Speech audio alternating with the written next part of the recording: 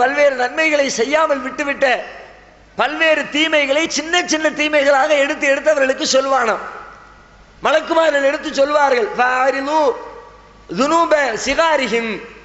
அவர்களுடைய பாவத்திலே சின்ன சின்ன பாவங்களை எடுத்து சொல்லுங்கள் என்று அல்லாஹ் சொன்ன உடனே அற்பமான விஷயத்தை பூரா மலக்குமார்கள் பட்டியல் போடுவாங்க. அன்னைக்கு நீ சுன்னத்து தொழுகலைய, ஒரு நாள் நீ சுபு தொழுகையை விட்டுவிட்டிய, ஒரு நாள் ஒரு ஏழை வந்து கேட்கும் போது தர்மம் செய்யலைய என்றெல்லாம் சின்ன சின்ன அற்பமான மேட்டர் அல்லாஹ் பட்டியல் போடுவானாம். அப்ப அந்த மனிதன் நினைத்துக் கொள்வானாம், ஆகா சின்ன சின்ன மேட்டரை எல்லாம் எல்லாத்தையும் அல்லாஹ் லிஸ்ட் எடுக்கிறானே, ஒண்ணு விடாம நாம செஞ்ச பாவம் பூரா வந்துகிட்டு இருக்குத, சின்ன சின்ன மேட்டரே இவ்வளவு வந்து விட்டது என்று சொன்னால் நாம செஞ்சிருக்கிற பெரிய பெரிய பாவங்கள் எல்லாம் வந்து விட்டால், எடுத்து போடப்பட்டால் நாம கண்டிப்பாக உயிர் பிழைக்க முடியாது, இறைவனுடைய தண்டனையிலிருந்து தப்பிக்க முடியாது என்று சொல்லி நாம அழிந்து விட்டோம், இனிமேல் நமக்கு வெற்றி இல்லை, நரகம்னா நமக்கு தீர்ப்பளிக்கப்படும் என்று சொல்லி தன்னைத்தானே அந்த மனிதன் நொந்து கொள்வானாம். அந்த நேரத்தில் இறைவனின் புறத்திலிருந்து சொல்லப்படுமா, உலகத்திலே நீ செய்த இந்த பாவங்களை எல்லாம் இன்றைக்கு உனக்காக நான் மன்னித்து விடுகிறேன், மன்னித்து விடுவது மாத்திரமில்லை, நீ செய்த அந்த பாவத்திற்கு பகரமாக அதை நன்மையாக நான் மாற்றி தருகிறேன் என்று அல்லாஹ்வின் புறத்திலிருந்து பதில் சொல்லப்படுமா. அப்ப இந்த மனிதன் அடையக்கூடிய சந்தோஷம் எவ்வளவு கடுமையா இருக்கும் யோசிச்சு பாருங்க. உடனே அவன் சொல்லுவானா, யா அல்லாஹ் இறைவா, சின்ன சின்ன மேட்டரை பூரா நன்மையா மாத்தி விட்ட, இன்னும் நிறைய பாவம் இருக்குத, அதையெல்லாம் நீ லிஸ்ட் போடலையே என்று அவன் சொல்லுவானா. இதை சொல்லிவிட்டு ரசூலுல்லாஹ்வே சிரிக்கிறாங்க. இவன் வாயை பத்தி சும்மா இருக்க வேண்டியதானே, அல்லாஹ்வுடைய அருளால் அவனுக்கு மன்னிப்பு கிடைக்கிறது, அதை நினைச்சு சந்தோஷப்பட்டு சொர்க்கத்துக்கு போறதை விட்டுவிட்டு இன்னும் பாவங்கள் இருக்கிறது என்று அல்லாஹ்விடத்தில் அந்த மனிதன் சொல்லுவான். இந்த அளவிற்கு அல்லாஹ் ஒரு கருணை பார்வையோடு, ஒரு அருள் பார்வையோடு மனிதர்கள் செய்யக்கூடிய பல்வேறு தீமைகளை மன்னித்து மறந்து அவற்றையெல்லாம் நன்மைகளாக மாற்றி நாளை மறுமையில் அவர்களை சுவர்க்கத்திற்கு அனுப்பிவிடுவான். இந்த பாவங்கள் எப்படிப்பட்ட பாவங்கள் என்று சொன்னால் இறைவனுக்கு செய்த பாவங்கள். இதே மாதிரி மனிதனுக்கு மனிதன் செய்ய பாவங்கள் இருக்கிறது. பிற மனிதனுடைய சொத்துக்களை அபகரிப்பது, பிற மனிதனை பற்றி அவதூறு பேசுவது, பிற மனிதனை மானபங்கப்படுத்துவது, அடுத்தவனை பற்றி புறம் பேசுவது, அடுத்தவன் செய்யாத காரியங்களை செய்ததாக இட்டுக்கட்டி சொல்வது, பிறர் பொருளை திருடுவது, பிறருக்கு நோவினை ஏற்படுத்துவது, இப்படி உலகத்திலே ஒரு மனிதன் இன்னொரு மனிதனுக்கு செய்ய வேண்டிய நியாயமான உரிமைகளை பறித்திருந்தால், இன்னொரு மனிதனுடைய உள்ளத்தை அநியாயமான முறையில் புண்படுத்தி இருந்தால், பிற மனிதனை கொலை செய்திருந்தால், பிறருடைய பொருட்களை சூறையாடி இருந்தால், அதற்காக இறைவன் விசாரிப்பான். அந்த விசாரணையினுடைய கோணமே வித்தியாசமா இருக்கும். இறைவனுக்கு செய்த பாவங்களை எல்லாம் மன்னித்து மன்னித்து மன்னித்து இரக்கம் காட்டக்கூடிய இறைவன் மனிதனுக்கு மனிதன் செய்த பாவத்தை பட்டியலிட ஆரம்பித்தால் அதுல மன்னிப்புக்கு வேலையே கிடையாதாம். அதை பூரா லிஸ்ட் எடுப்பான் அல்ல. சம்பந்தப்பட்ட மனிதனுடைய அந்த மனம் குளிர்கிற அளவிற்கு, அந்த தவறு செய்த மனிதனுக்கு தேவையான அளவிற்கு தண்டனை கொடுத்து நரகத்திலே போட வேண்டிய அளவிற்கு நரகத்திலே போட்டு அவனிடமிருந்து பிடுங்க வேண்டிய நன்மைகளை எல்லாம் பிடுங்கி எடுத்து பாதிக்கப்பட்டவனுக்கு உலகத்திலே அவனால் யார் பாதிக்கப்பட்டானோ அந்த பாதிக்கப்பட்ட மனிதனின் கரத்திலே ஒப்படைத்து பாதிக்கப்பட்டவனை சுவர்க்கத்திற்கு அனுப்பி பாதிப்பை ஏற்படுத்தியவனை நரகத்திலே இறைவன் தள்ளுவான். அதிலே கொஞ்சம் கூட இறைவன் மறுமையில் இரக்கம் காட்ட மாட்டான். இதுதான் இஸ்லாத்தில் மிக முக்கியமாக வலியுறுத்தப்பட்ட செய்தி. இறைவனுக்கு ஒரு மனிதன் பாவம் செய்வது கூடாது. ஒருவேளை தன்னுடைய அறியாமையினால், இயலாமையினால், அலட்சியத்தினால் பாவம் செய்து விட்டால் கூட மனிதனுக்கு மனிதன் செய்ய வேண்டிய உரிமைகளில் கொஞ்சம் கூட எல்லை மீறிவிடக் கூடாது. எந்த அளவிற்கு இஸ்லாம் போதனை செய்கிறது? இஸ்லாமிய மார்க்கத்தில் அல்லாஹ்விடத்தில் மிகப்பெரிய நன்மையை பெற்றுத் தரக்கூடிய ஒரு காரியம், அல்லாஹ்விற்காக வேண்டி போருக்கு சென்று இறைவனுடைய நியாயத்தை நீதியை நிலைநாட்டுவதற்காக வேண்டி போருக்கு சென்று அந்த போரிலே ஒருவன் கொல்லப்பட்டால் அந்த மனிதனுக்கு கிடைக்கிற பாக்கியத்தை போன்று உலகத்தில் வேறு எந்த மனிதனுக்கும் இறைவன் வழங்க மாட்டான். உலகத்திலே மரணிக்கிற ஒவ்வொரு மனிதனையும் அவன் மரணித்த உடனே அவனை மன்னரை வாழ்க்கை என்று சொல்லி ஒரு திரைமறைவு வாழ்க்கையிலே அவனது உயிரை வைத்திருந்து உலகம் அழிகிற வரைக்கும் அதிலே பாதுகாத்திருந்து உலகமெல்லாம் அழிக்கப்பட்டதற்கு பிறகு அந்த உயிர்களை மீண்டும் எழுப்பி அங்கே விசாரணை நடத்தி அவர்கள் செய்த நன்மைக்காக மறுமையிலே சுவர்க்கத்திற்கு அனுப்புவான். இதுதான் எல்லா உயிர்களுக்கும் இறைவன் வைத்திருக்கிற பொதுவான நிலைப்பாடு. ஆனா இறைவனுடைய பாதையில போருக்கு சென்று ஒரு நீதியை நிலைநாட்டுவதற்காக, ஒரு அக்கிரமத்தை அழிப்பதற்காக ஒருவன் போர்க்களத்திலே சென்று அதிலே கொல்லப்பட்டால் அந்த மனிதனுக்கு இறைவன் கொடுக்கிற கண்ணியம் எப்படி தெரியுமா?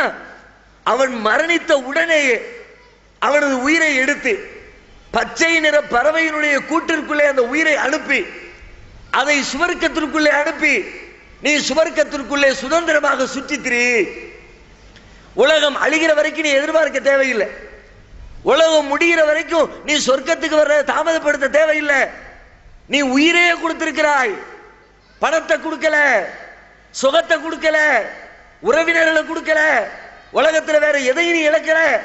எந்த மனிதனும் இழப்பதற்கு முன்வராத தனது உயிரையே நீ துச்சமென மதித்திருக்கிறாய், இறைவனுக்காக அர்ப்பணித்திருக்கிறாய், ஒரு நீதியை நிலைநாட்டுவதற்காக வேண்டி உனது உயிரையே நீ கொடுத்திருக்கிறாய். இந்த அளவிற்கு மிகப்பெரிய வள்ளலாக நீ திகழ்கிற காரணத்தினால் உனக்கு நேரடியாக உடனடியாக நான் சுவர்க்கத்தை வழங்குகிறேன் என்று அவனை உடனடியாக இறைவன் சுவர்க்கத்திற்கு எடுத்துக்கொள்வான். நபிகள் நாயகம் சொல்லுகிறார்கள், யுகுஃபருலி ஷஹீதி குல்லு தம்பின் இல்ல தைன். இறைவனின் பாதையில் கொல்லப்பட்டவன் அவனுடைய எல்லா பாவங்களையும் இறைவன் உடனடியாக மன்னித்து விடுவான். இல்ல தைன், கடனை தவிர. கடனை தவிர என்ன? கடன்கிறது என்னது? அது ஒரு மனுஷன் இன்னொரு மனுஷன் செய்ய வேண்டிய காரியம். ஒரு மனுஷன் போய் கடனை வாங்கினா அந்த கடனை உரிய நேரத்தில் உரிய முறைப்படி திருப்பி கொடுத்திருக்க வேண்டும். கொடுக்கலன்னா சம்பந்தப்பட்டவனுக்கு அநியாயம் பண்ணி இருக்கிறோம் அர்த்தம். 10ஆம் தேதி நான் இந்த கடனை திரும்பி தந்துடுறேன் என்று சொல்லிட்டு ஒருத்தட்ட 10,000 ரூபாய் கடனை வாங்கணும். அந்த ஆள் என்ன பண்ணாரு? 10ஆம் தேதி 10,000 திரும்ப கிடைத்து விடும் என்று சொல்லி அந்த தேதியில பல திட்டங்களை போட்டு வைத்திருப்பார். அந்த பணம் கிடைத்த உடனே நம்ம இன்னாளுக்கு கொடுக்க வேண்டிய கடனை கொடுத்துருவோம், இந்த வேலையை முடிச்சிருவோம், மளிகை கடைக்காரருக்கு காசை கொடுத்துருவோம், பால் கடைக்காரருக்கு காசை கொடுத்துருவோம் என்றெல்லாம் திட்டம் போட்டு வைத்திருப்பார். 10ஆம் தேதி கொடுக்கலன்னா அதனால் பாதிக்கப்படுற யாரு? உனக்காக இறக்கப்பட்டு அவர் பணத்தை கொடுத்தார், நீ அவரை அநியாயமான முறையிலே பாதிப்படைய செய்தால் சம்பந்தப்பட்டவரை அல்லாஹ் மன்னிக்க மாட்டான். முறையா கொடுத்த வாக்குறுதியை நிறைவேற்றி இருக்கணும். 10ஆம் தேதி கொடுக்கிறேன் என்று சொன்னால் 10ஆம் தேதி கொடுத்திருக்க வேண்டும். அதை கொடுக்காமல் நீ மரணித்து விட்டால் கூட அந்த பாவத்தை மாத்திரம் இறைவன் மிச்சமாக வைத்திருப்பான். ஒரு மனிதனுக்கு இவன் துரோகம் செய்து விட்டான், அநியாயம் செய்து விட்டான், அடுத்தவன் பொருளை அபகரித்து விட்டான் என்று சொல்லி அவனுடைய பாவத்தை மன்னிக்காமல் இறைவன் நிலுவைகளை நிறுத்தி வைத்து விடுவான் என நபிகள் நாயகம் ஸல்லல்லாஹு அலைஹி வஸல்லம் சொல்கிறார்கள். இப்ப கவனிக்க வேண்டிய செய்தி என்ன? எல்லா பாவத்தையும் மன்னிச்ச இறைவன் அவனை தொழுகிற பரவாயில்லைன்னு மன்னிக்கிறான், அவனுக்காக நோன்பு இருக்கல பரவாயில்லைன்னு மன்னிக்கிறான், அவனுக்காக வேண்டி ஹஜ்ஜி செய்யல பரவாயில்லைன்னு மன்னிக்கிறான், அவனுடைய பாதையில தர்மம் பண்ணல பரவாயில்லைன்னு மன்னிக்கிறான், அவன் செய்த எத்தனையோ கடமைகளை மீறினா பரவாயில்லைன்னு மன்னிக்கிறான். ஆனால் ஒரு மனிதன் இன்னொரு மனிதனுக்கு அநியாயம் செய்திருந்தால் அந்த பாவத்தை ஒரு காலம் மன்னிக்கவே மாட்டேன் என்று திட்டவட்டமாக திருமறை குர்ஆனிலே சொல்லித் தருகிறான். அப்போ ஒரு இஸ்லாமியன், ஒரு மனிதன் இந்த உலகத்திலே பிற மனிதர்களுடைய உரிமைகள் விஷயத்தில் எந்த அளவிற்கு கவனம் எடுக்க வேண்டும் என்று புரிகிறதா? அது மாத்திரமில்ல, மேலும் சொல்லுகிறார்கள், நாளை மறுமையில் இறைவன் சில பேரை விசாரணைக்கு அழைப்பான். அப்பொழுது உலகத்திலே அவனால் பாதிக்கப்பட்டவர்கள் எழுந்து நின்று, இறைவா சஃபக தமஹாதா, இறைவா இவன் என்னை கொன்றான், உலகத்திலே வாழ்கிற பொழுது அநியாயமாக என்னை அடித்தான், என்னை பற்றி அவதூறு பேசினான், என்னுடைய காசை சூறையாடினான் என்று சொல்லி அவனால் பாதிக்கப்பட்ட ஒவ்வொரு மனிதனும் இறைவனிடத்திலே எழுந்து புகார் சொல்வார்கள். அப்பொழுது இறைவன் என்ன செய்வான் தெரியுமா? இந்த பாதிப்பை ஏற்படுத்தி அநியாயக்காரன் இருக்கிறானே, உலகத்திலே இந்த அநியாயக்காரன் செய்த நன்மைகளை எல்லாம் எடுத்து எடுத்து இவன் தொழுதிருப்பான், அந்த தொழுகையை எடுத்து இவனால் பாதிக்கப்பட்டவங்களை கொடுத்து நீ வச்சுக்க, தொழுகைக்குரிய நன்மையை நீ வச்சுக்க. இவன் நோன்பு வைத்திருப்பான், நோன்பை எடுத்து இவனால் பாதிக்கப்பட்டவனுடைய கையில கொடுத்து நோன்பின் நன்மைகளை நீ வச்சுக்க. தர்மம் பண்ணி இருப்பான், தர்மத்தின் நன்மைகளை நீ வச்சுக்க என்று சொல்லி அள்ளி அள்ளி அள்ளி அள்ளி இவனுடைய நன்மைகளை எல்லாம் எடுத்து இவனால் பாதிக்கப்பட்டவர்களின் கரத்திலே ஒப்படைப்பான். ஒப்படைத்து விட்டு கடைசியிலே பார்த்தால் இவனிடத்தில் எந்த நன்மை மிச்சம் இருக்காது. வேற வழி இல்ல. பாதிக்கப்பட்டவன் செஞ்ச அநியாயத்தை எல்லாம் தூக்கி இவன் தலையில வைப்பான். அவன் திருடி இருப்பான். இவன் திருடி இருக்க மாட்டான்.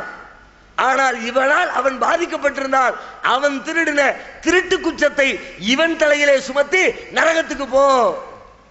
அவன் விபச்சாரம் செஞ்சிருப்பான். இவன் விபச்சாரமே செஞ்சிருக்க மாட்டான். அவன் செஞ்ச விபச்சாரத்தினுடைய அநியாயத்தை பாவத்தை எடுத்து அநியாயத்தை ஏற்படுத்தி இவன் தலையில வச்சு போ நரகத்திற்கு, நெருப்பிலே போய் வெந்து சாகு என்று இறைவன் தள்ளுவான்.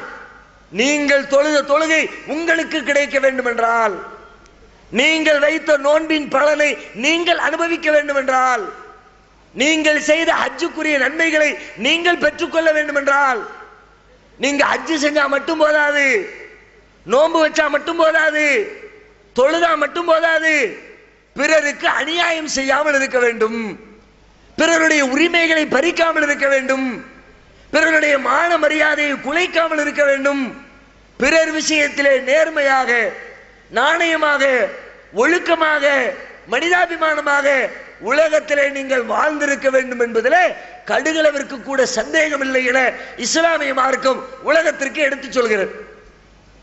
இது இஸ்லாத்தின் பொதுவான பார்வை. இப்ப நம்முடைய தலைப்பு என்ன? வரதட்சணை அதன் விசாரணை. வரதட்சணைங்கிறது என்ன? வரதட்சணை என்பது ஒரு மனிதனுடைய வாழ்க்கையில அதனுடைய நிலை என்ன? ஒரு ஆணும் பெண்ணும் திருமணம் செய்கிறார்கள். அந்த திருமணம் என்பது ஒரு வாழ்க்கையின் ஒப்பந்தம். ரெண்டு பேரும் பண்ணிக்கிட்ட ஒரு அக்ரிமெண்ட் தான் திருமணங்கிறது. உலகத்தில் வேறு எந்த மதத்திலையும் திருமணத்தை ஒரு அக்ரிமெண்டா சொல்லவே இல்லை. இஸ்லாம் தான் முதலாக திருமணத்தை வாழ்க்கையின் ஒப்பந்தம் என்று அறிவிக்கிறது. நீங்கள் அவர்களிடத்திலே ஆண்கள் பெண்களிடத்திலே எடுத்துக்கொள்கிற ஒரு கடுமையான உடன்படிக்கை, ஒரு வாழ்க்கையின் ஒப்பந்தம். ஒப்பந்தம்னா எப்படி இருக்கணும்? உலகத்தில் எத்தனையோ ஒப்பந்தம் செய்யறோம். ஒப்பந்தத்துக்கு அளவுகோல் என்ன?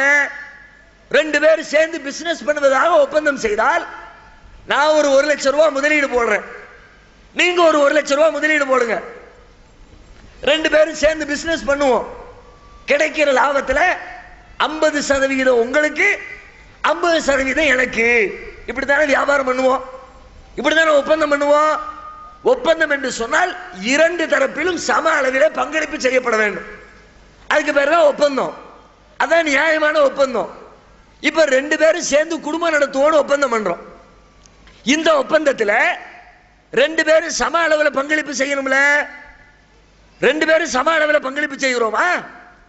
கல்யாணம் என்ற வாழ்க்கையின் ஒப்பந்தத்தில் ஒரு ஆணும் பெண்ணும் சேர்ந்து இணைந்து நடக்கிற இந்த வாழ்க்கை ஒப்பந்தத்தில் ரெண்டு பேருடைய பங்களிப்பு என்ன? ஒரு ஆண் செய்ய வேண்டிய கடமை என்ன? ஒரு பெண் செய்ய வேண்டிய கடமை என்ன?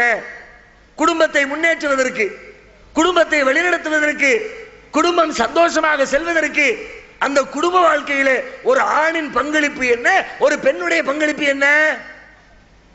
ஆணை விட பல ஆயிரக்கணக்கான மடங்கு அதிகமான தியாகத்தை செய்யக்கூடியவள், அதிகமான பங்களிப்பை தரக்கூடியவள் ஒரு பெண்ணாகத்தான் இருக்கிறார். மேலோட்டமா பார்த்தா ஆம்பளை தான் எல்லாத்தையும் தூக்கி நிறுத்துற மாதிரி தெரியுது. ஆம்பளை இல்லாட்டி குடும்பம் இல்ல, ஆம்பளை சம்பாதிக்காட்டி வாழ்க்கை இல்ல, மேலோட்டமாக பார்த்தால் அப்படித்தான் தெரிகிறது. ஆனால் இந்த குடும்ப வாழ்க்கை என்ற வாழ்க்கை ஒப்பந்தத்தில் ஒரு ஆணுடைய பங்களிப்பை விட, ஒரு ஆண் செய்கிற தியாகத்தை விட, ஒரு ஆண் காட்டுகிற ஈடுபாட்டை விட ஒரு பெண் காட்டுகிற ஈடுபாடு, ஒரு பெண்ணுடைய தியாகம், ஒரு பெண்ணுடைய பங்களிப்பு பல நூற்றுக்கணக்கான மடங்கு அதிகமாக இருக்கிறது. ஃபர்ஸ்ட் எடுத்துக்கங்க, கல்யாணம் முடியுது, ரெண்டு பேரும் அக்ரிமெண்ட்ல சைன் பண்ணியாச்சு, ஒப்பந்தம் பண்ணி சைன் பண்ணியாச்சு. சைன் பண்ண மறுநிமிடம் என்ன நடக்கிறது? திருமணம் முடிந்த மறுநிமிடம் நேற்று வரைக்கும் ஒரு ஆண்மகன் எங்கே இருந்தான்? கல்யாணத்துக்கு முதல் நாள் வரைக்கும் அவனுடைய பெற்றோரோடு இருந்தான், அவன் பிறந்த வீட்டிலே இருந்தான், அவனுடைய ஊரிலே இருந்தான், அவனுடைய நண்பர்களோடு இருந்தான். அவன் எந்த ஊர்ல இருந்தானோ அதே ஊர்ல தான் கல்யாணத்துக்கு பிறகும் இருக்கிறான். கல்யாணம் ஆகி மறுநாள் அதே வீடு, அதே பெற்றோர், அதே நண்பர்கள், அதே ஊரு, அதே தெரு, எந்த இழப்பையும் ஒரு ஆண்மகன் சந்திக்கவில்லை. பொம்பளையுடைய லெவல் என்ன? கல்யாணம் முடிஞ்ச மறு நிமிஷம் உன்னை கட்டிக்கிட்டேன், உன் கூட நான் சேர்ந்து வாழ்வேன், உன்னுடைய சுக துக்கங்கள்ல பங்கெடுப்பேன் என்று சொல்லி கையெழுத்து போட்ட ஒரே காரணத்திற்காக அவளை பெற்றெடுத்த பெற்றோர்களை விட்டுவிட்டு 18 வயது, 20 வயது, 25 வயது வரைக்கும் பாராட்டி சீராட்டி அவளுடைய சுக துக்கங்களிலே பங்கெடுத்து அன்பு செலுத்தி வளர்த்திய அவளது பெற்றோர்களை விட்டு, சகோதரர்களை விட்டு, உடன் பிறந்த சகோதரிகளை விட்டு, கூட படித்த தோழிகளை விட்டு, தெருக்காரங்களை விட்டு, பிறந்த வீர ஊரை விட்டு, தாம் பிறந்த வாழ்ந்த ஊரை விட்டு, தன்னுடைய மாவட்டத்தை விட்டு, சில பேர் தன்னுடைய நாட்டையே விட்டு, நம்ம கல்யாணம் முடிச்ச ஆளு வேறொரு நாட்டில் இருக்கிறான்ற காரணத்திற்காக தன்னுடைய நாடு விட்டு அடுத்த நாட்டில் போய் குடியேறுகிறாளே, இது தியாகம் இல்லையா? இது பங்களிப்பு இல்லையா? இது கஷ்டம் இல்லையா? இந்த கஷ்டத்தை ஆண்களாகிய நாம் சந்தித்தோமா? சந்திக்க வேண்டும் என்று இந்த சமூகத்தில் எழுதப்பட்டிருக்கிறதா? இந்த தியாகத்திற்கு நீங்கள் விலை கொடுக்க முடியுமா? கொஞ்சம் நெஞ்சில கை வச்சு கேளுங்க. கல்யாணம் முடிக்கிற பொம்பளைகிட்ட போய் எவ்வளவு தருவேன்னு பேச்ச ஆரம்பிக்கிறீங்களே, எப்படி ஆரம்பிக்கிறீங்க?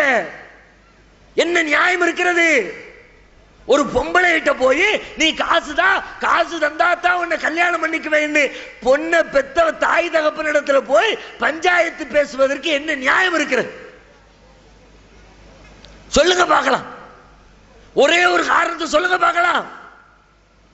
வெளிநாட்டுக்கு போறாங்க 2 வருஷம் வேலைக்கு, ஒரு 5 வருஷம் அக்ரிமெண்ட்ல போறான். வெளிநாட்டுக்கு போயிட்டு திரும்ப வந்துருவாரு, இங்க வந்து செட்டில் ஆவாரு. வெளிநாட்டுக்கு போகும் பொழுது தன்னுடைய பிள்ளையை, தன்னுடைய கணவரை, தன்னுடைய தந்தையை வெளிநாட்டுக்கு அனுப்பி வைத்து விட்டு ஒவ்வொரு பெற்றோரும் ஒவ்வொரு உற்றார் உறவினரும் படக்கூடிய துன்பம் எவ்வளவு? ஏர்போர்ட்ல போய் பாருங்க, பொண்டாட்டிக்காரி கண்ணீர் விட்டு கதறா, பிள்ளையை விட்டு பிரிஞ்சு போறவன் தகப்பன் கதறான், புள்ள நம்மளை விட்டு பிரிஞ்சு போறான தாய் கதறா. எப்படி? இன்னும் 2 வருஷத்துல திரும்பி வந்துருவான், இன்னும் 1 வருஷத்துல திரும்ப வந்துருவான், இன்னும் 5 வருஷத்துல திரும்ப வந்துருவான். அவனுக்கு இதுதான் ஊரு, இங்கதான் செட்டில் ஆவான், இங்கதான் லேண்ட் வாங்குவான், இங்கதான் வீடு கட்டுவான், இங்கதான் பிள்ளைய படிக்க வைப்பான், இங்கதான் இந்த பிள்ளைய கல்யாணம் முடிச்சு கொடுப்பான், இங்கதான் சாக போறான், இங்கதான் சமாதியாக போறான், இங்குதான் அவனது வாழ்க்கையின் எல்லை இருக்கிறது என்று தெரிந்தாலும் கூட 2 வருஷ இழப்பை தாங்கிக் கொள்ள முடியாமல் தவிக்கக்கூடியவர்கள். ஒரு பெண்ணுடைய நிலைமை என்ன? இனிமே இது அவளுடைய ஊரா? கோயம்புத்தூர்கார பெண்ணை போய் திருப்பூர்ல கட்டி கொடுத்தாச்சு, சென்னையில கட்டி கொடுத்தாச்சு, அவளுக்கு எந்த ஊரு? திரும்ப கோயம்புத்தூர்ல வந்து செட்டில் ஆவாளா? கோயம்புத்தூர்ல வந்து இடம் வாங்குவாளா? கோயம்புத்தூர்ல வந்து வீடு கட்டுவாளா? கோயம்புத்தூர்ல பிள்ளைய படிக்க வைப்பாளா? கோயம்புத்தூர்ல தான் பிள்ளைய கட்டி கொடுப்பாளா? கோயம்புத்தூர்ல மௌத்தாவ போலா? எந்த ஊர்ல தன்னுடைய கணவன் வசிக்கிறானோ, எந்த ஊர் கணவனுக்கு சொந்தமான ஊரோ அதுதான் இனிமேல் நமக்கு ஊரு. நம்ம சொந்த ஊரு இனிமே நமக்கு ஊரு இல்ல. இப்படிப்பட்ட ஒரு பெரும் தியாகத்தை செய்யக்கூடிய பெண்ணிடத்தில் போய் கல்யாண பேச்சுவார்த்தை ஆரம்பிக்கும் போது காசு எவ்வளவு, நகையா எவ்வளவு தருவ, பணமா எவ்வளவு தருவ, ரொக்கமா எவ்வளவு தருவ, காரு தருவியா, வீடு தருவியா, ஃப்ரிட்ஜ் தருவியா, கிரைண்டர் தருவியா? கொஞ்சம் யோசிச்சு பாருங்க. சரி, அத்தோட போச்சா? கல்யாணம் முடிஞ்சு போனதோட பெண்ணுடைய தியாகம் முடிஞ்சு போச்சா? திருமணம் ஆனதற்கு பிறகு 2 பேரும் குடும்ப வாழ்க்கையில இணைகிறோம், தாம்பத்திய இன்பத்தை அடைகிறோம், அரை மணி நேரம் 1 மணி நேரம் சந்தோஷமா இருக்கிறோம். சந்தோஷத்திற்கு பிறகு வரக்கூடிய இழப்புகள் என்ன? கல்யாணம் முடிஞ்சாச்சுன்னா அடுத்து 2 மாசம் ஆச்சு, 2 வருஷம் ஆச்சு, 3 வருஷம் ஆச்சு, என்ன ஆகும்? பிள்ளை எங்க, பிள்ளை எங்க, பிள்ளை எங்க ஊரு பூரா கேட்கும்ல. தாம்பத்திய வாழ்க்கையில ஈடுபட்டு அடுத்த கட்டம் குழந்தை பெற்றெடுக்க வேண்டும். இல்லாட்டி ஊருக்குள்ள அவமானம், தலை காட்ட முடியல, எல்லாரும் கேட்கிறான் என்னாச்சு என்னாச்சுங்கிறான். ஆஸ்பத்திரியும் ஃபைலுமா, வீட்டுக்கும் ஆஸ்பத்திரிக்கு நடையா நடக்கிறான். பிள்ளை இல்லையே பிள்ளை இல்லையே பிள்ளை இல்லையே, எவ்வளவு கஷ்டம். இந்த பிள்ளை பேருடைய முதல் படி தாம்பத்திய வாழ்க்கை. தாம்பத்திய வாழ்க்கையில் ஈடுபட்டீங்களே, அடுத்து இந்த பிள்ளை இந்த உலகத்துக்கு கொடுக்கணுமே, அது வரைக்கும் படக்கூடிய துன்பங்களை அனுபவிப்பது யார்? ஆம்பளையா இருக்கட்டும் பொம்பளையா இருக்கட்டும், பிள்ளை இல்லாம நீ இருப்பியா? பிள்ளை வேண்டாம் நீ சொல்லுவியா? யாராவது சொல்லுவாங்களா? பிள்ளை வேணும் வேணுங்கிறதுல யாருக்கும் மாற்றுக்கிறது கிடையாது. அந்த பிள்ளையை கொண்டு வந்து வீட்டின் முற்றத்திலே விளையாட விட வேண்டுமே, அதற்கு அதிகமான துன்பங்களை தாங்கிக் கொள்ளக்கூடியவர் யார்? நீ சந்தோஷமா இருந்துட்டு போயிட்ட, போச்சு, முடிஞ்சு போச்சு ஓ வேலை. அவருடைய வயிற்றுல கரு வளர ஆரம்பிக்கிறது. வளர வளர வளர இவள் படுகிற வேதனை, ஓட முடியல, நடக்க முடியல, மாடிப்படியில ஏறி இறங்க முடியல, நிம்மதியா உருண்டு புரண்டு படுக்க முடியல. நேத்து வரைக்கும் எப்படி படுத்தா? இஷ்டத்துக்கு உருளுவா. ரூம்ல படுத்தவ வெளியில தின்ன வரைக்கும் உருண்டுகிட்டு வருவா. அங்க ஊர்ல இங்க ஊர்ல எந்த பிரச்சனையும் இல்லை. இன்னைக்கு என்ன, 4 மாசம் ஆச்சு, 5 மாசம் ஆச்சு, 6 மாசம் ஆச்சு, உருள முடியுமா? இப்படி படுத்தவ திரும்பி புரண்டு படுக்கணும்னா எந்திரிச்சு உட்கார்ந்து அடுத்த பக்கம் படுக்கணும். ஒவ்வொரு நாள் இரவும் படுகிற அவஸ்தை, உடலில் ஏற்படக்கூடிய ரசாயன மாற்றங்கள், கை கால்கள் வீங்கி போய் சிரமம் இல்லையா? இது நிம்மதியா திங்கவாது முடியாது அவளால? மத்த கஷ்டத்தை விடுங்க, விரும்பினதை திங்க முடியுதா? புளிச்சு போன மாங்காவையும் உப்பு சப்பில்ல மண்ணையும் அள்ளிதான் திங்கிறா. வேற என்ன திங்கிறா? வேற என்ன போகுது வயிற்றுக்குள்ள? போனதெல்லாம் வாந்தியா வெளியில வந்து வந்து கொட்டுது. உள்ளே போகிற பாதை அடைபடுகிறது. உள்ளே போகிற அற்ப சொற்பமான உணவு பதார்த்தங்களும் வாந்தியாக வெளியிலே வந்து சேர்ந்து விடுகிறது. கஷ்டத்துக்கு மேல கஷ்டம். நம்ம அப்படியா? நம்மளை விட 5 வயசு கம்மியா இருப்பா நம்ம பஞ்சாதி, 10 வயசு கம்மியா இருப்பா. இவனுக்கு 30 வயசு, அவனுக்கு 20 வயசா இருக்கும். 30 வயசுக்காரன் கையில பேட்டை தூக்கிட்டு கிரிக்கெட் விளையாட ஓடி போவான். இவ 20 வயசுக்காரி வயிற்றுல நம்ம புள்ளைய சுமக்க ஆரம்பிச்சதுனால ஓட முடியல, விளையாட முடியல, ஆடி பாடி மகிழ முடியல. 10 மாத காலம் படுகிற கஷ்டங்களும் அவஸ்தைகளும், அதாவது பரவாயில்லைங்க, அந்த கஷ்டத்தினுடைய கடைசி விளிம்பு நம்முடைய பிள்ளையை இந்த உலகத்தில் கொண்டு வந்து கொடுக்கிற அந்த பிரசவ நேரம் இருக்கிறது. வார்த்தையில வர்ணிக்க முடியுமா? அதுல படக்கூடிய துன்பத்தை விளக்கி சொல்ல முடியுமா?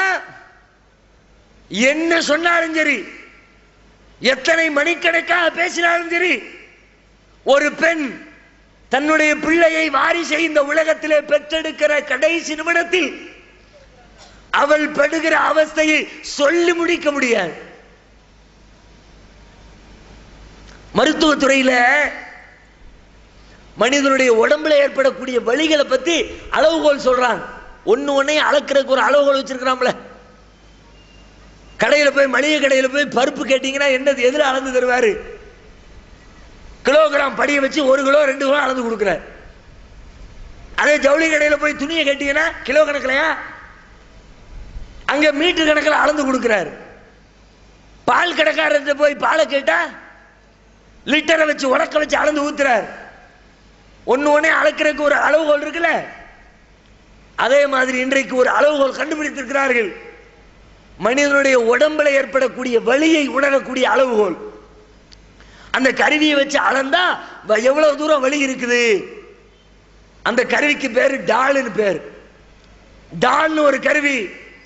அந்த கருவியை வைத்து அளக்கிறார்கள். மருத்துவத்துறை விஞ்ஞானிகள் சொல்லுகிறார்கள், ஒரு மனிதனுடைய உடம்புல 10 டால் அளவிற்கு வேதனை கொடுக்கப்பட்டால் அதை சர்வசாதாரணமா தாங்கிக்குவான். 20 டால் அளவுக்கு கொடுக்கப்பட்டால் தாங்கிக்குவான். 50 டால் கொடுக்கப்பட்டால் தாங்கிக் கொள்வான். 60 டால் கொடுக்கப்பட்டாலும் தாங்கிக் கொள்வான். 60 தாண்டினால் வலியினுடைய அளவு கூட கூட கூட தாங்க முடியாம 60 தாண்டிச்சுன்னா ஆளு மௌத்துன்னு அர்த்தம். அதுக்கு பிறகு எவனும் உசுரோடு இருக்க மாட்டான். இது மருத்துவ விஞ்ஞானிகள் சொல்லக்கூடிய கணக்கு. ஆனா பிரசவ நேரத்தில் ஒரு பெண் தனது குழந்தையை பெற்றெடுக்கக்கூடிய அந்த கடைசி நிமிடத்தில் அவளது உடலிலே ஏற்படக்கூடிய வலியின் அளவு என்ன தெரியுமா? ஒரு பெண் 60 தாண்டி 70 நாளை தொட்டுத்தான் ஒரு குழந்தையை பெற்றெடுக்கிறாள். அந்த ஒரு நேரத்தில் மட்டும் இறைவன் விதிவிலக்கு கொடுக்கிறான். சில பேர் அதை கூட தாங்க முடியாத பலகீனமான உடம்புக்கார பொம்பளைங்க பிரசவ நேரத்தில் மூத்தா போறாங்களே, என்ன காரணம்? அதுக்கு தகுந்த சக்தி இல்லாம மூத்தாயிடுறாங்க. அந்த ஒரே ஒரு நேரத்தில் மாத்திரம் உலகத்திலே அதிசயம் நிகழ்கிறது, அற்புதம் நிகழ்கிறது. 60 தாண்டி 70 நாள் அளவிற்கு அவளது உடலிலே வேதனையை அனுபவித்து தனது வாரிசை, தனது பிள்ளையை இந்த உலகத்திலே பெற்றுத் தருகிறாள். நாம பட்டோமா இந்த கஷ்டம்? இந்த சிரமத்தை ஆண்கள் அனுபவித்தோமா? பிள்ளை பிறந்ததுக்கு பிறகு சொந்தம் கொண்டாடுறது யாரு? அதுக்கு மட்டும் நம்ம வந்துடும். ஏன்னா பிள்ளையனுடைய உருவாக்கத்தில் உன்னுடைய பங்களிப்பு என்னடா? நீ என்னத்தை கிழிச்ச? 1/2 மணி நேரம் சந்தோஷமா இருந்த, அதை தாண்டி உன்னுடைய பங்களிப்பு என்ன? உள்ள வச்சு வளர்த்தியா? சிரமத்தை அனுபவிச்சியா? சாப்பிட முடியாம தவிச்சியா? உருண்டு பிறந்து படுக்க முடியாம கஷ்டப்பட்டியா? வெளியே வந்த உடனே யாரு பிள்ளை? இப்ராஹிம் ராத்தூர் பிள்ளை. அம்மா பேரை எங்கேயும் கேட்க மாட்டேங்கிறான். ஸ்கூல்ல பிள்ளை பேரை சேர்க்கணும், பேருக்கு கீழே என்ன தகப்பனார் பேர் என்ன அதான் கேட்கிறான். பள்ளிக்கூடத்தில் போய் பேரை சேர்த்தா உங்க அம்மா பேர் என்ன கேட்கிறாங்க? உங்க அப்பன் பேர் என்ன? தந்தை பேர் என்ன? யாருடைய வாரிசு? அப்துல் காதர் வாரிசு, அப்துல் ரஹீம் வாரிசு, ராமசாமி வாரிசு. எனக்கு ஆயிஷா பிவி வாரிசுன்னு சொல்லி இருக்கிறோமா? கதீஜா பிவி வாரிசுன்னு சொல்லப்படுகிறதா? நம்முடைய வாரிசை பெற்றுத் தருவதற்காக வேண்டி தனது உடலிலே 10 மாத காலங்கள் இத்தனை சிரமத்தை அனுபவித்து பெற்றுக் கொடுத்த அந்த பெண்ணிடத்திலே போய் உன்னை கல்யாணம் முடிக்க போறேன், உன் கூட சந்தோஷமா இருக்க போறேன், உன்னை கஷ்டப்படுத்தி தான் என்னுடைய வாரிசை இந்த உலகத்தை நான் கொண்டு வர போறேன், அதுக்கு நீ எத்தனை லட்சத்தை தருவேன்னு கேட்கிறமே. கொஞ்சம் யோசித்து பாருங்கள் தோழர்களே. கடுகளவிற்காவது நியாயம் இருக்கிறதா? சரி, பெத்ததையாவது விடுங்க. நமக்கு குழந்தையை பெத்தெடுப்பதற்குரிய பாடியில எந்த அமைப்பும் இல்லை, அதனால பெண்ணு பெத்துட்டா.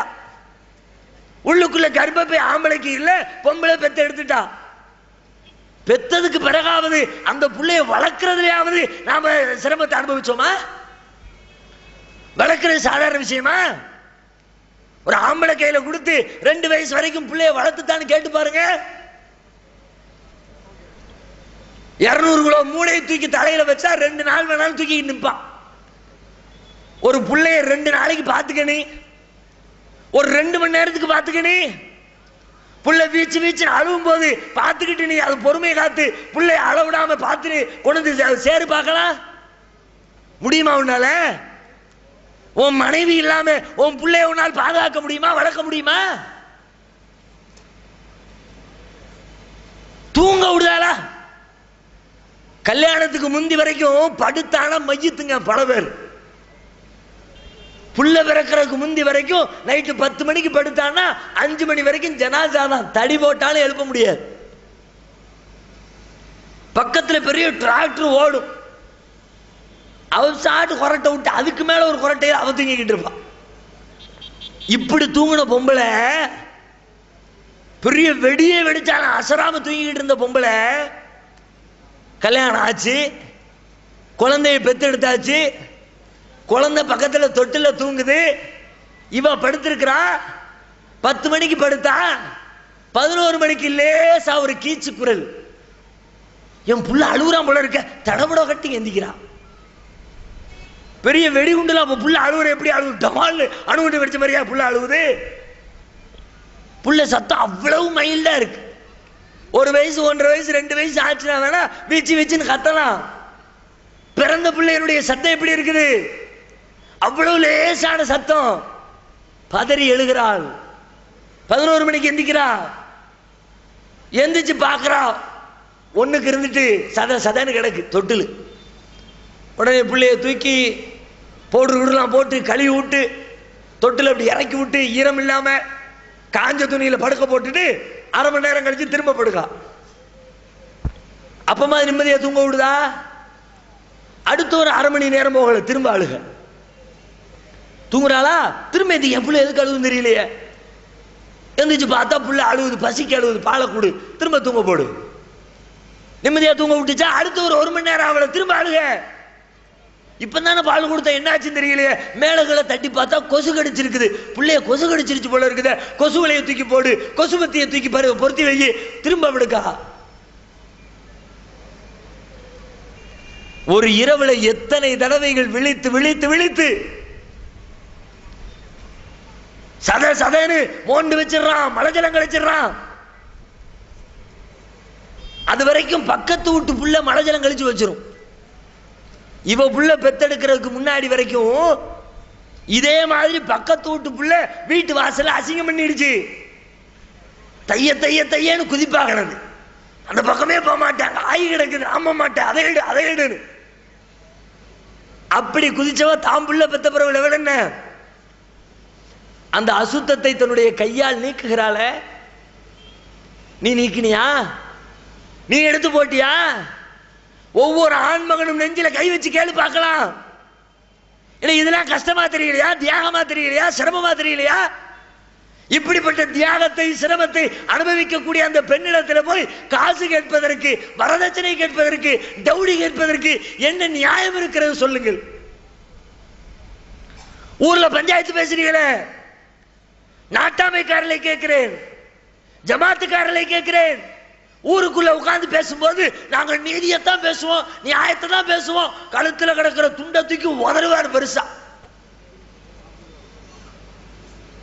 ஊரை எல்லாம் கூட்டி வச்சு பொம்பளை வீட்டுல வரதட்சணை வாங்கி மாப்பிள்ளை வீட்டுக்காரன் கையில கொடுக்கறிய, அதுல என்ன நியாயம் சொல்லு? நான் முஸ்லீமை பார்த்து மட்டும் கேட்கல. நீ முஸ்லீம் ஆயிரு, இந்துவாயிரு, கிறிஸ்தவனாயிரு, நாத்திகனாயிரு, பௌத்தனாயிரு, சீக்கியனாயிரு, வேற எந்த மதத்தை சார்ந்தவனாயிரு, மதமே இல்லைங்கிறவனாயிரு. கல்யாணம் முடிக்கும் பொழுது பொம்பளை கிட்ட காசு கேட்க என்ன நியாயம்? அதை மட்டும் சொல்லு. நீ சொல்ல முடியுமா? எல்லா இழப்புகளையும் அவள் தாங்குகிறாள், எல்லா தியாகத்தையும் அவள் செய்கிறாள், எல்லா கஷ்டத்தையும் அவள் உணர்கிறாள். இவங்க போவாங்க, வெளியில போய் சம்பாத்தியம் பண்ணிட்டு வருவாங்க. இது மாத்திரம் இவங்க வேலை. இது என்னமோ பெரிய வெட்டி முறிக்கிற வேலை மாதிரி. நம்மள மாதிரி உண்டா? நம்ம இல்லாட்டி உண்டா? இப்படிப்பட்ட தியாகம் செய்யக்கூடிய ஆளுக்கு அவருக்கு பணத்தை கொடுக்கணுமா, அவன்கிட்ட இருந்து பணம் வாங்கணுமா? யார் இழப்புகளை சந்திக்கிறாங்களோ அவங்களுக்கு தான் நம்ம பணம் கொடுக்கணும். அதுதான் உலகத்தில் ஏற்றுக்கொள்ளப்பட்ட நியாயம். அதுதான் இஸ்லாம் சொல்கிறது. நீங்கள் மணமுடிக்கிற பொழுது உங்கள் மனைவியருக்கு மனக்கொடைகளை, அவள் என்ன கேட்கிறாளோ அந்த தொகையை, அந்த பணத்தை, அந்த நகையை அவள் விரும்புவதை கொடுத்து விட்டு அவளை நீ மணமுடித்துக் கொள். கொடுத்துட்டு மணமுடின்னு இஸ்லாம் சொல்லு. கொடுக்க வேண்டிய ஆளுக்கு கொடுக்காம அவங்கள்ட்ட இருந்து புடுங்கினா, கொடுக்க வேண்டிய ஆளுக்கு கொடுக்காம இருக்கிறதே ஒரு பாவம். அதையே மனிதாபிமானம் உள்ள ஒருத்தனை ஏத்துக்க மாட்டான்.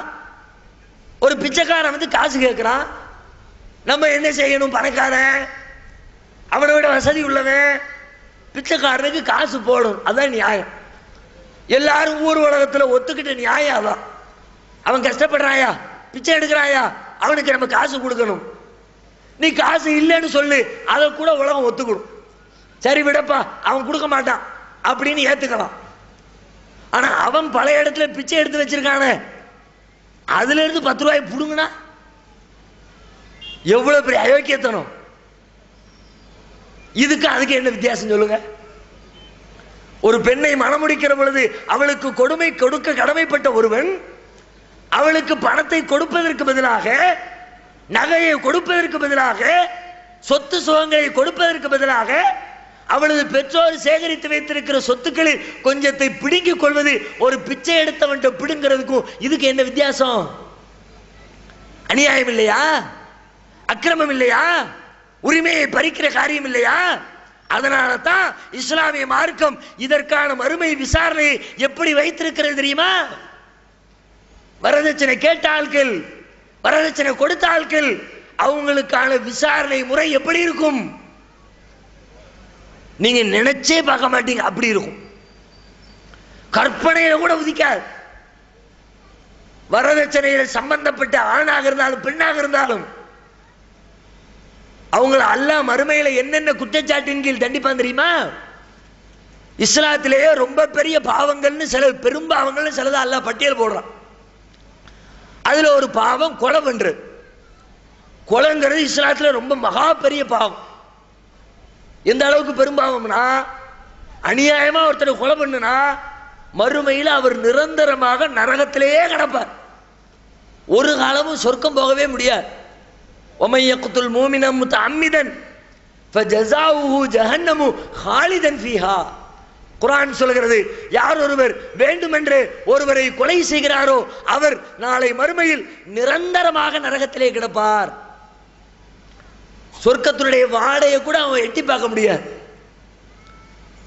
வரதட்சணைகள் சம்பந்தப்பட்ட ஒவ்வொருவனும், வரதட்சணை வாங்கி திருமணம் முடித்த அந்த ஆண்மகனாக இருந்தாலும், தன்னுடைய மகளுக்கு வரதட்சணை கேட்ட பெற்றோராக இருந்தாலும், தன்னுடைய மகளுக்கு பணம் இருக்கிறது என்று திமிரினால்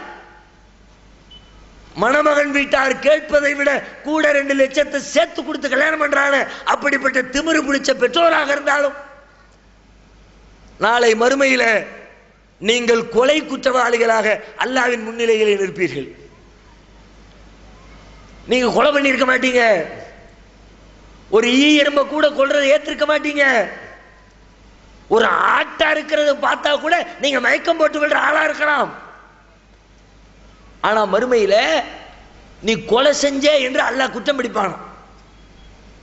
குர்ஆன் சொல்லுகிறது, நபிகள் நாயகம் சொல்றாங்க, கொலை செஞ்சது மாத்திரம் இல்ல, விபச்சார குற்றச்சாட்டின் கீழ் நீங்கள் பதிவு செய்யப்படுவீர்கள்.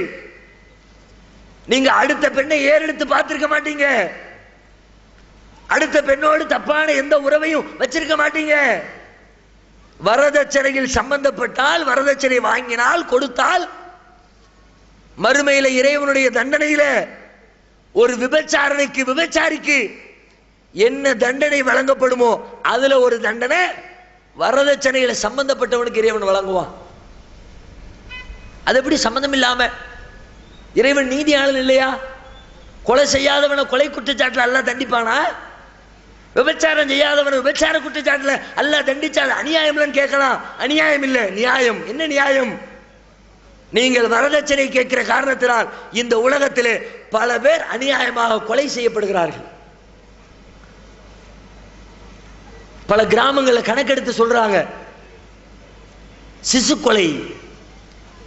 பொம்பளை புள்ள பிறந்த உடனேயே கள்ளிப்பாலை ஊத்தி 2 நெல்லுமணி அள்ளி போட்டு குழந்தைக்கு சமாதி கட்டக்கூடிய பழக்கம் தமிழகத்தில் பல கிராமத்தில் இன்றைக்கும் இருக்கிறது.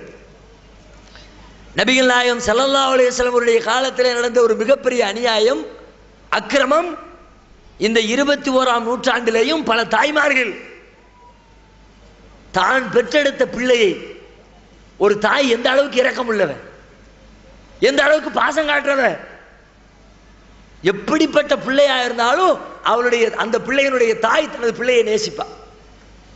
தமிழ் ஒரு பழமொழி சொல்லுவாங்களே, காக்கைக்கும் தன் குஞ்சு பொன் குஞ்சுன்னு.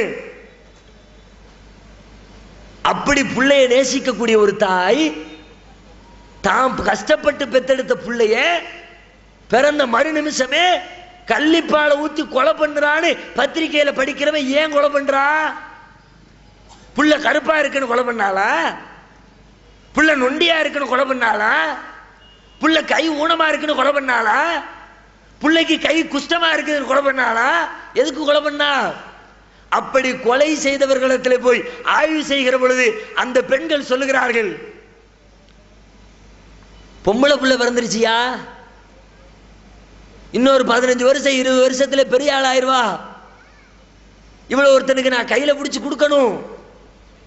இன்னைக்கு இருக்கிற சமூக அமைப்புல நான் கட்டி கொடுக்க முடியுமா? நான் சம்பாதிக்கிற சம்பாத்தியமே மாசம் 2000 ரூபாய். இந்த 2000 ரூபாய் வச்சு எங்களுடைய அன்றாட வைத்துப்பாட்டை கழிக்க முடியல. மளிகை கடைக்காரன்ட்ட பாக்கி, பால்காரன்ட்ட பாக்கி, அன்றாட தேவைகளை பூர்த்தி செய்ய முடியாம இருக்கிறவன் இந்த இலையில இருக்கிற நாங்க கொஞ்சம் கொஞ்சமா சேர்த்து 20 வருஷத்துல 2 லட்சத்தை கொடு, 5 லட்சத்தை கொடு, 10 லட்சத்தை கொடுன்னு கேட்பானே. அப்படி 10 லட்சம் கொடுக்கறதுக்கு எங்கள்கிட்ட என்னையா வசதி இருக்குது?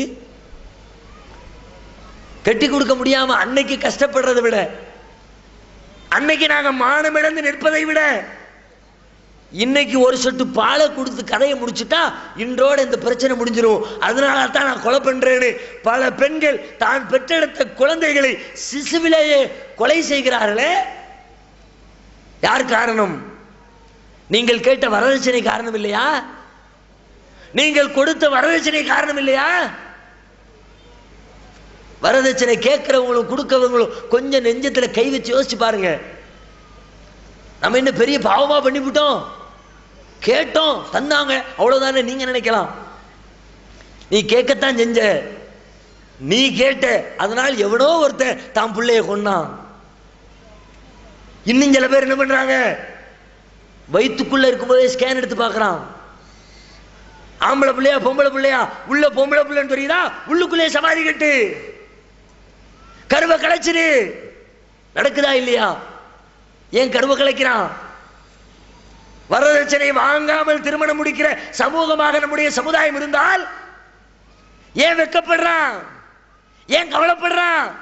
ஏன் தான் பிள்ளைய சிசுவிலேயே கொல்லணும்னு முடிவெடுக்க போறான்?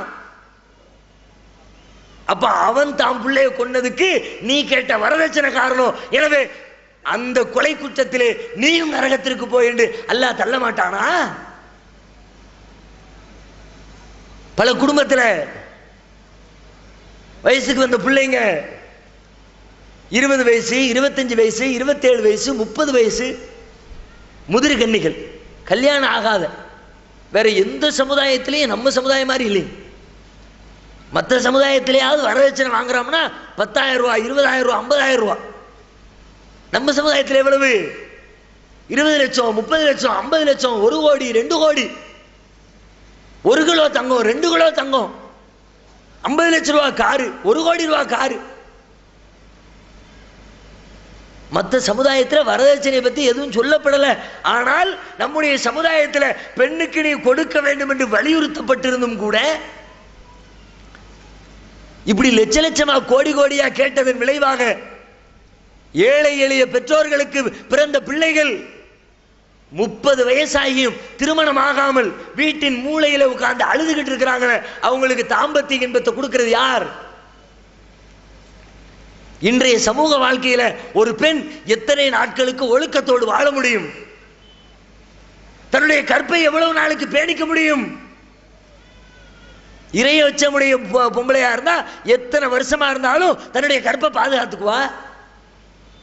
இறைவனுடைய பயம் இல்லாத பொம்பளை இன்னைக்கு இருக்கிற சமூக அமைப்புல எங்க போனாலும் உணர்ச்சியை தூண்டி தூண்டி விடுறான். தெருவில் நடக்க முடியல, ஆபாச போஸ்டர். ஒரு பேப்பர் எடுத்து படிக்க முடியல, அரைகுறை படங்கள். ஒரு வார இதழ், மாத இதழ் படிக்க முடியல, ஆபாச படங்கள்.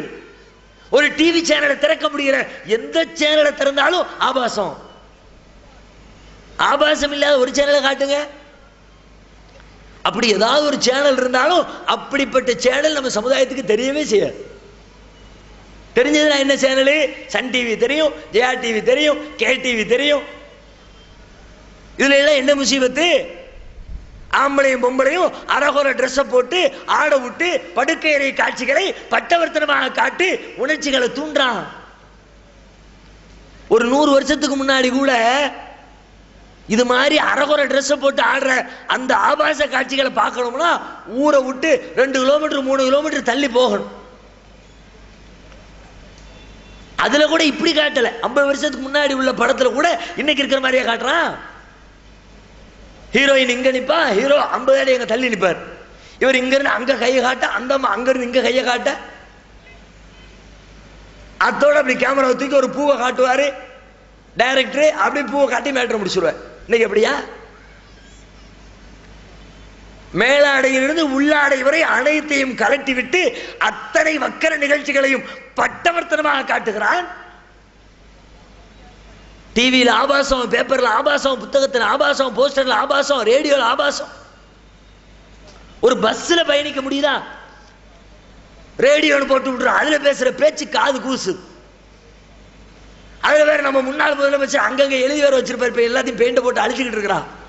அவர் என்ன எழுதி வச்சிருப்பாரு? உதடும் உதடும் ஒட்டும், இப்படி சொல்லு அப்படின்னு சொல்லு. அவர் அங்க போனாலும் உதட்ட நினைவுபடுத்திக்கிட்டு இருப்பார். நான் சொல்லாதே நாமுன்னு சொல்லு, சொன்னா உதடு ஒட்டி போடுவோன்னு பெரிய தத்துவம்னு அவர் எழுதி வச்சார். எங்க போனாலும் இந்த முசீபத்து. இப்படிப்பட்ட சூழ்நிலையில ஒரு பெண் எத்தனை நாட்களுக்கு கற்பை பாதுகாக்க முடியும்?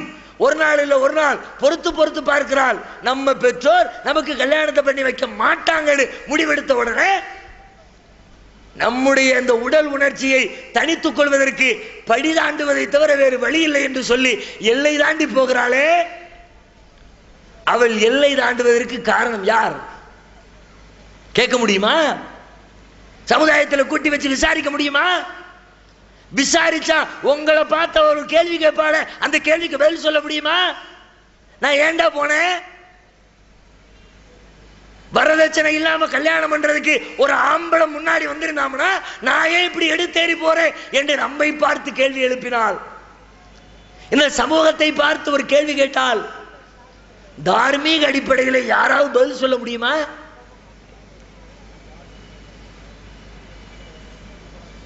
அவன் விபச்சாரத்துக்கு போனதுக்கு அவன் மட்டும் குற்றவாளி இல்லை, அதை தூண்டிய நீங்களும் குற்றவாளிகள்.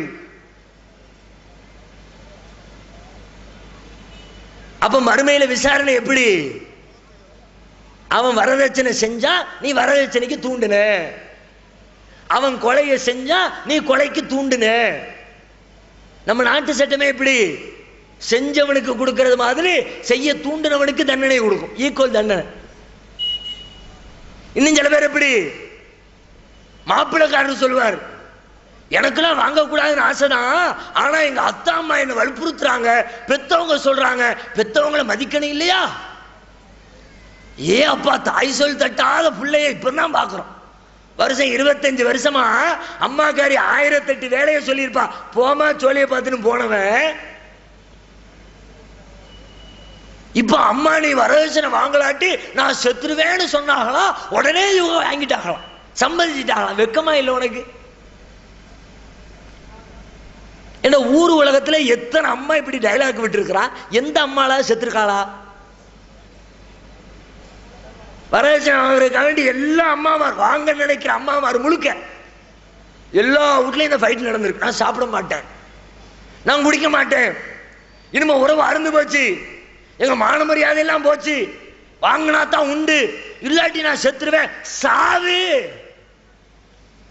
அல்லாஹ்விடத்திலே மறுமையிலே நிரந்தர நரக படுகொலியிலே போய் விழுவதை விட இந்த உலகத்திலே உனது உயிரை மாய்த்துக் கொள்வது பெரிதில்லை. அப்படிப்பட்ட இளைஞர்களுக்கு ஒரு வரலாறு சொல்றேன். நபிகள் நாயகம் ஸல்லல்லாஹு அலைஹி வஸல்லம் உடைய நண்பர் சாத் ரலியல்லாஹு அன்ஹு, அவர் இஸ்லாத்தை ஏத்துக்கிறார், அவருடைய தாயார் ஏத்துக்கல. பல தடவைகள் சொல்லி சொல்லி அவங்க அம்மா திட்டுறாங்க, முஸ்லீமா இஸ்லாத்தை விட்டு வந்துரு, இஸ்லாத்தை விட்டு வந்துரு.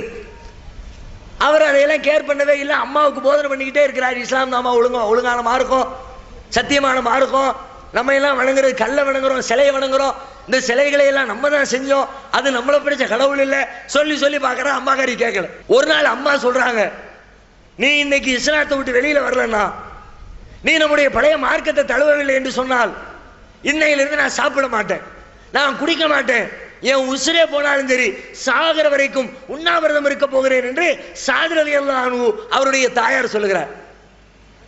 அப்ப சாத் ரலியல்லாஹு அன்ஹு பதில் சொல்றாங்க, எனது அருமை தாயே, உங்கள் மீது நான் அதிகம் பாசம் வைத்திருக்கிறேன், உங்களை நான் என் உயிருக்கும் மேலாக நேசிக்கிறேன். நான் இந்த சத்திய கொள்கையை விட்டு வெளியிலே வருவதற்காக, இந்த ஏகத்துவ மார்க்கத்தை விட்டுவிட வேண்டும் என்பதற்காக உங்களுடைய உயிரையும் விடுவதற்கு நீங்கள் தயாராகிவிட்டீர்கள். ஒருவேளை நீங்கள் பட்டினி கிடந்து ஒரு நாள் உங்கள் உயிரை விட்டுவிட்டீர்கள் என்று வைத்துக் கொள்வோம். ஒரு நாள் இறந்துட்டீங்க.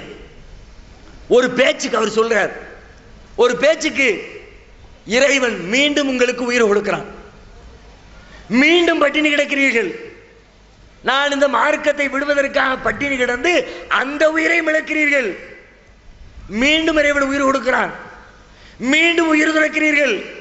இப்படியாக திரும்ப திரும்ப திரும்ப உங்களுக்கு 100 தடவைகள் உயிர் கொடுக்கப்பட்டு அந்த 100 உயிரையும் இந்த மார்க்கத்தை விட்டு நான் விலக வேண்டும் என்பதற்காக நீங்கள் அர்ப்பணம் செய்தால், நீங்கள் இழந்தால் உங்களுடைய உயிர் வேண்டுமானால் போகுமே தவிர என்னுடைய மார்க்கத்தை விட்டு, இந்த இஸ்லாத்தை விட்டு என்னை வெளியேற்ற முடியாது. நீங்கள் விரும்பினால் சாப்பிடுங்கள், விரும்பினால் சாப்பிடாமல் இருந்து கொள்ளுங்கள், நான் இந்த மார்க்கத்தை விட மாட்டேன் என்று தன்னுடைய தாய்க்கு உபதேசம் பண்ணார். வரலாறு நமக்கு படிப்பினை இல்லையா?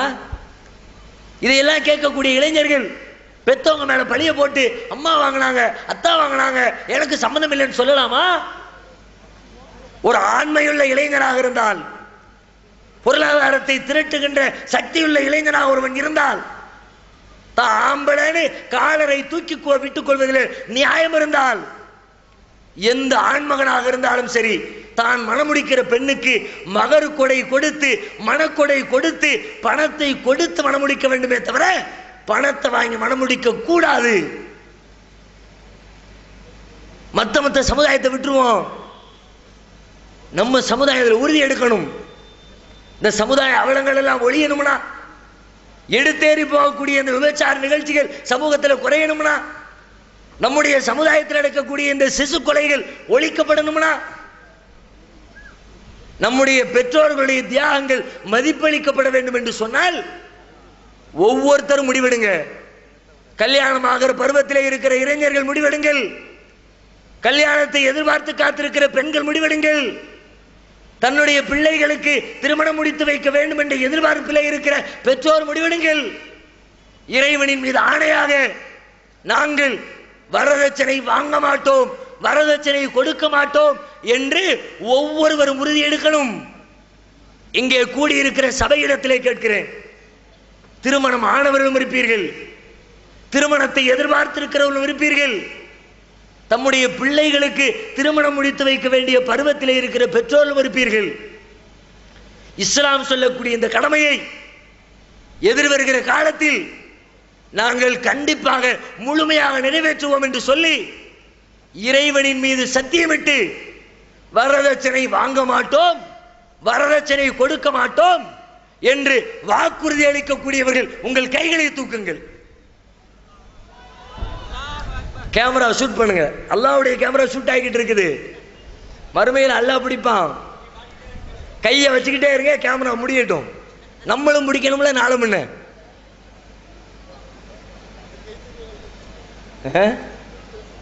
நானும் தூக்குவா? எங்க வீட்டில் பஞ்சாயத்து கிளப்பி விட்டுருவீங்க போல இருக்கு. பையனுக்கு சொல்றாரு, என் பையனுக்கு இன்ஷா அல்லாஹ் கண்டிப்பா அல்லாஹ் மீது சத்தியமா என் பையனுக்கு நானும் வாங்க மாட்டேன், என் பொம்பளை பிள்ளை இன்ஷா அல்லாஹ் பிறந்துச்சுன்னா பொம்பளை பிள்ளைக்கு நான் கொடுக்கவும் மாட்டேன்.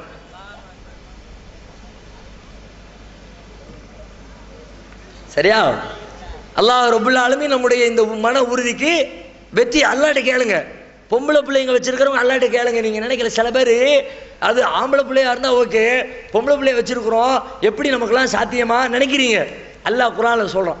அது மாதிரி தாழ்வு மனப்பான்மையுடைய மக்களுக்கு அல்லாஹ் சொல்கிறான், ஒமை எத்தக்கில்லாக ஏஜ அல்லஹு மக்ரஜா, யார் அல்லாஹ்வை பயப்படுகிறாரோ, அல்லாஹ்விற்காக வேண்டி அஞ்சி அல்லாஹ் விஷயத்தில் ஒரு முடிவெடுக்கிறாரோ அவருக்கு அல்லாஹ் ஒரு போக்கிடத்தை ஏற்படுத்துவான்.